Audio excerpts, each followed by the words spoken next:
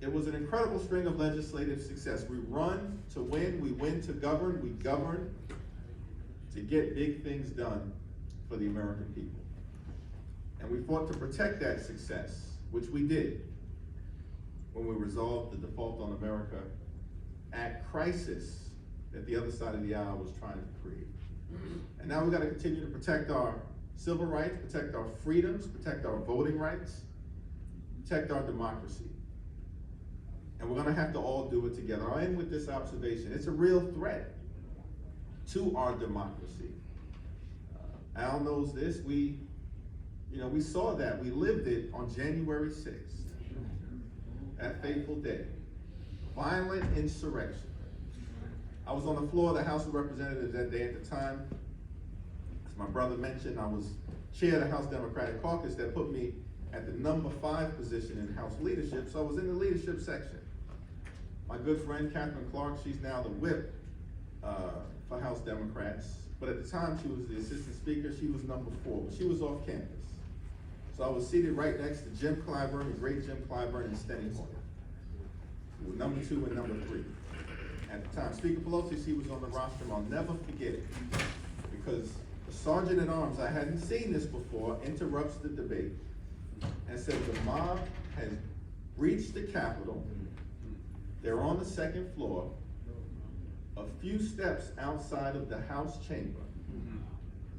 Be prepared to hit the ground and secure the gas masks that are underneath your seats. Oh, wow. I gotta be honest, y'all, at that point I had been in the House for a little over 4 terms. I had no idea there were gas masks.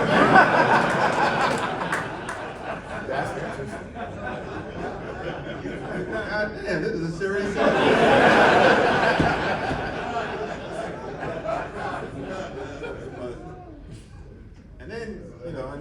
And then I see Speaker Pelosi aggressively removed from the chamber, from the rostrum, by the security team. And I told you I was in the leadership section, so right next to me I see Steny Hoyer, number 2 Democrat, House Majority Leader at the time. He's removed, Jim Clyburn. Never forget it, security team comes up, says, "Sir, you have to leave now." Said with such urgency. So I'm sitting there, chair of the House Democratic Caucus, number 5 Democrat.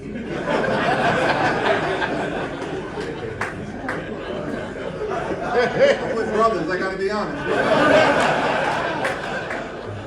I see Speaker Pelosi, she's number 1. She was removed. I see Steny Hoyer, number 2, House Majority Leader, he's removed. Jim Clyburn, "Sir, you have to leave now." Number 3, number 4, Catherine Clark, she was off campus. I'm sitting there as the chair of the House Democratic Caucus, number 5 Democrat. I was waiting for somebody to come in. Brother, they never came. After I said to myself, well, it's a good thing I'm from Brooklyn. We have to be prepared to stand up, fight for our democracy. I tell you that story not because the most important thing that happened that day, January 6th, was that we were run off the floor of the House of Representatives. No, with the resilience that I learned, that all of us learned as part of these great fraternities, strength, the ability to fight through adversity. The most important thing that happened that day was not that we were run off the floor of the House of Representatives.